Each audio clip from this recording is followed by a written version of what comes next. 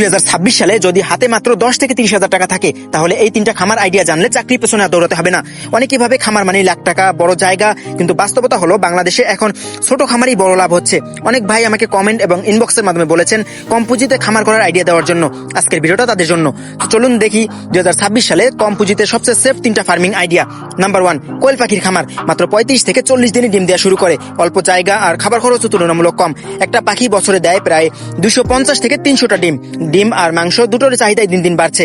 Number 2, দেশি মুরগির খামার। 2026 সালে দেশি মুরগির চাহিদা আরো বাড়বে। গ্রামের খোলা জায়গা বা বাড়ির আঙিনায় অর্ধ আবদ্ধ অবস্থা পালন করলে খাবার খরচ অনেক কম লাগে, সাথে দেশি মুরগির দাম সবসময় বেশি থাকে। ডিম আর মাংস দুটোতেই লাভ।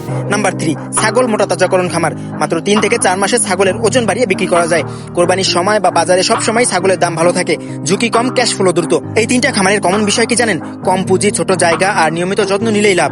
কোনোটাতেই লাখ টাকা ইনভেস্টের দরকার নেই। তবে মনে রাখবেন, ভুল খাবার, অসচেতন পরিচর্যা আর দ্রুত বড় হওয়ার লোভ লাভ নষ্ট করে দিতে পারে। 2026 সালে আপনি কোন খামারটা শুরু করতে চান কমেন্টে জানান। আর ভিডিও ভালো লাগলে পেজটা ফলো করতে ভুলবেন না। ধন্যবাদ সবাইকে।